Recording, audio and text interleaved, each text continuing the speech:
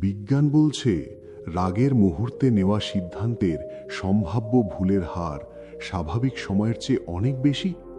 কারণ তখন আমাদের মস্তিষ্ক কাজ করে আবেগ দিয়ে, বিবেচনা দিয়ে নয়।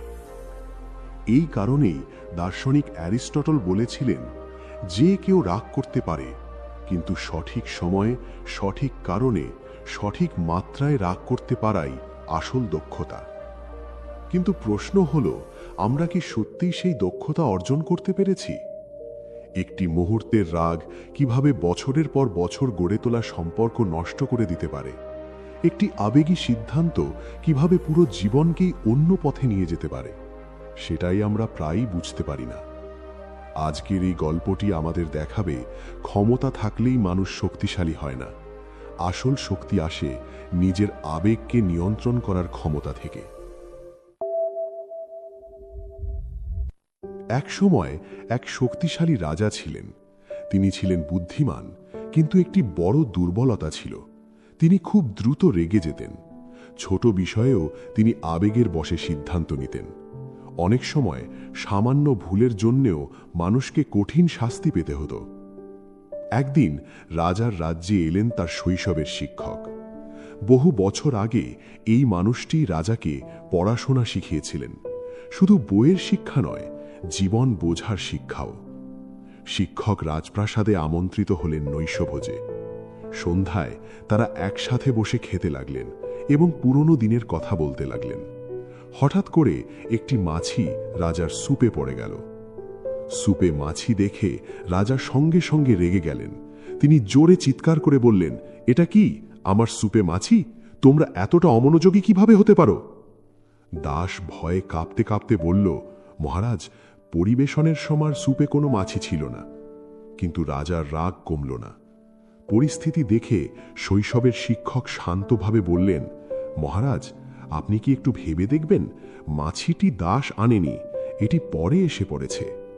রাজা বিরক্ত হয়ে বললেন, গুরুজন, আপনি বুঝছেন না, এমন ছোট বিষয়ও আমার মেজাজ নষ্ট করে দেয়। শিক্ষক মৃদু হেসে বললেন, মহারাজ, আপনার মেজাজ মাছি নষ্ট করেনি, আপনার প্রতিক্রিয়ায় আপনার শান্তি কেড়ে নিয়েছে। যে নিজের আবেগকে শাসন করতে পারে না, সে কখনো সত্যিকারের কিছু শাসন করতে পারে না। এই কথায় রাজা কিছুটা চুপ করে গেলেন। শিক্ষক আবার বললেন, রাগ বা অতিরিক্ত আনন্দের সময় নেওয়া সিদ্ধান্ত প্রায়ই ভুল হয়। সিদ্ধান্ত নেওয়ার আগে নিজেকে একটু সময় দিন। আবেগকে আপনাকে চালাতে দেবেন না, আপনিই আবেগকে চালান।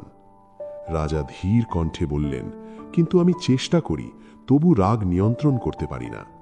শিক্ষক বললেন, কারণ আপনি কখনো নিয়ন্ত্রণ শেখার চর্চা করেননি। ধৈর্য একটি অভ্যাস। যেমন শক্তি বাড়াতে অনুশীলন লাগে, তেমনি আবেগ নিয়ন্ত্রণের জন্যেও অনুশীলন দরকার। এই কথা রাজার মনে গভীর ছাপ ফেলল। পরবর্তী দিনগুলোতে তিনি প্রতিক্রিয়া দেখানোর আগে থামতে শিখলেন। তিনি বুঝতে পারলেন, শান্ত হলে চিন্তা পরিষ্কার হয়, আর পরিষ্কার চিন্তায় ভালো সিদ্ধান্ত আনে। কিছুদিন পর রাজা লক্ষ্য করলেন, তিনি আগের চেয়ে অনেক শান্ত। দরবারে সিদ্ধান্ত নেওয়া সহজ হয়েছে। মানুষও তাকে আগের চেয়ে বেশি সম্মান করতে শুরু করেছে।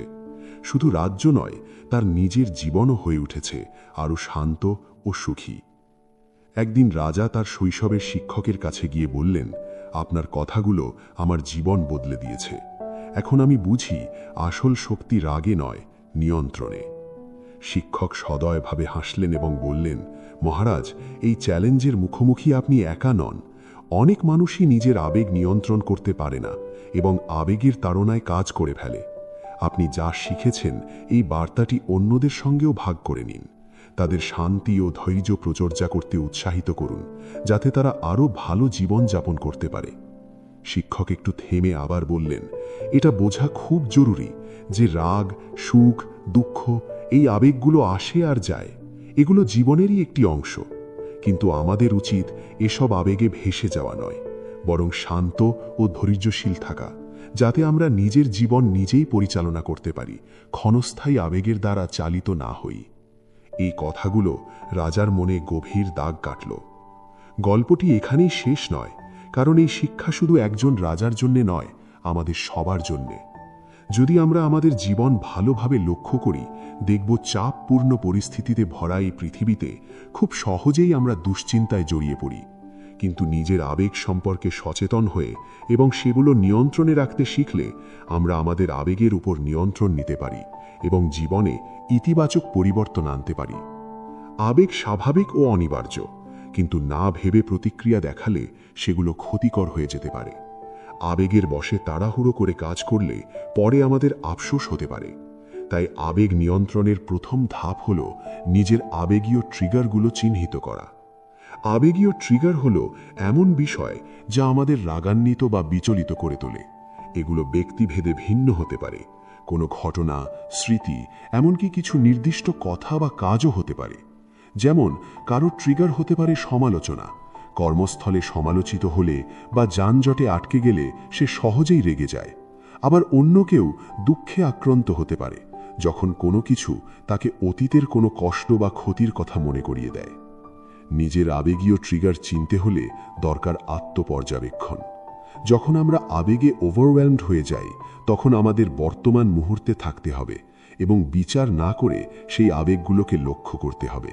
শ্বাস প্রশ্বাসের ব্যায়াম বা ধ্যানের মতো মাইন্ডফুলনেস কৌশল ব্যবহার করে আমরা নিজেকে শান্ত করতে পারি। ট্রিগারের মুখোমুখি হলে আমাদের চিন্তা, অনুভূতি ও শারীরিক অনুভবের দিকেও খেয়াল রাখতে হবে।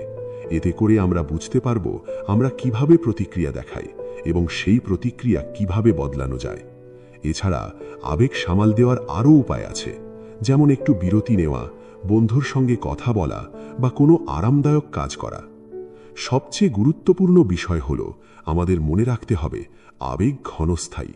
এগুলো আসে আবার চলে যায়। শান্ত ও ধৈর্যশীল থাকতে পারলে আমরা আবেগের দ্বারা শাসিত না হয়ে জীবনের কঠিন পরিস্থিতি অতিক্রম করতে পারি। আর তখনই আমরা অনুশোচনা মুক্ত আরও পরিপূর্ণ ও শান্তিপূর্ণ জীবন উপভোগ করতে পারি।